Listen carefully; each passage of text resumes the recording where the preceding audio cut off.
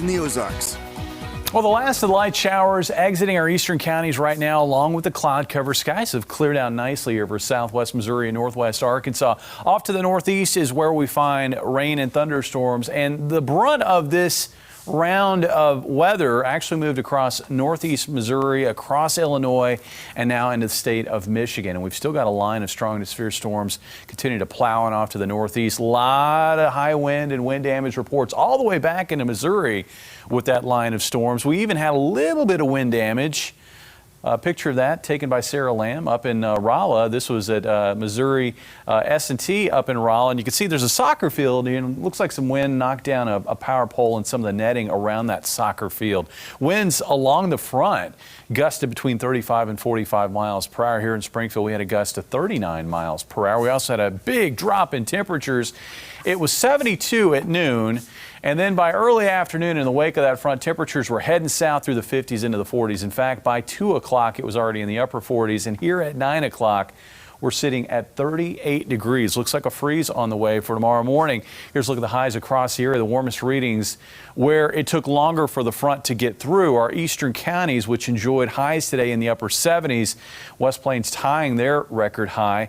Had a weather watcher here in northern Shannon County reporting 78 degrees in his location. And that 73-degree high that we had here in Springfield, that was the 8th time in a row that we've topped the 70-degree mark. And that is, again, like I've said, a very rare feat. This has been a special stretch of weather that our area has enjoyed. Looking at the records, you see it's really only a handful of times that we've seen that long a streak of 70-degree days here in Springfield. And again, our record's going back to 1888. And there's only a couple of years that have actually had a longer streak than what we just wrapped up today here in Springfield. We had 9 days in both 1975 and 1999. The streak of 70s is over with. It looks like it's not going to get terribly cold in the days ahead, but certainly it's going to feel more like November. Again, looking at local conditions, let's go ahead and step you through the forecast. Cold front will continue to slide off to the east.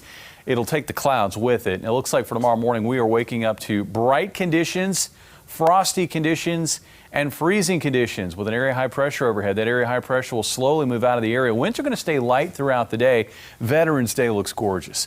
Afternoon conditions, very, very nice. Yes, it won't be as warm as it's been, but it's still going to feel very nice outside, I think, with the light winds and the sunshine. And afternoon readings in the upper 50s and low 60s. Tomorrow night, cold again. Our eastern counties will likely get down to around freezing for morning lows, should stay above areas to the west. And then on Thursday, the morning hours look sunny, but there'll be an increase in clouds, I think, as we get into the mid to late afternoon time frame. But we'll be ahead of a cold front, so winds are going to be out of the south, and we're going to find warmer temperatures on Thursday. Overnight tonight, looking at the numbers here, looks like the core of the coldest temperatures is going to be here. Joplin maybe up through Osceola. Looks like readings here in the upper 20s to around 30. Here in Springfield, looks like about 31. Temperatures may stay a few degrees above freezing in places like Mountain Home and West Plains. For tomorrow, we'll see highs ranging from the low 60s southwest to upper 50s northeast. Should make it up to about 60 here in Springfield. Then tomorrow night, we'll be back down to 36 with a high of 65. On Thursday. Winds again becoming south-southwesterly at 5 to 15 miles per hour.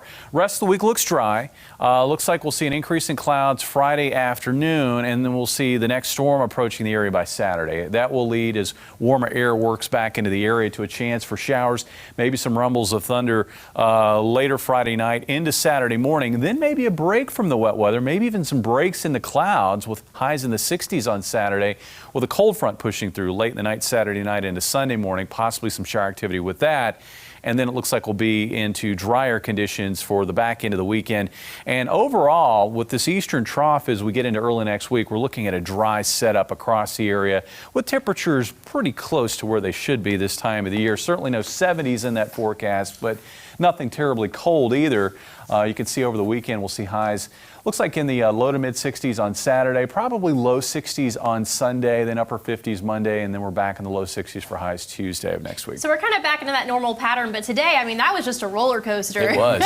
Well, I mean, we started the day off with temperatures in the 60s. Mm-hmm. I mean, those were the morning lows, and then made it into the 70s before we saw the temperatures tumble behind that front. Yeah, but it could be much colder this time of year. What was it last year or the year before? We had a early mid-November really cold stretch. Here average. recently, in the last several years, we've had a couple of years where in the middle of November we had a stretch of cold and snowy weather. Yeah. So yes, it I could guess be we're a lot getting colder. lucky, right? Yeah.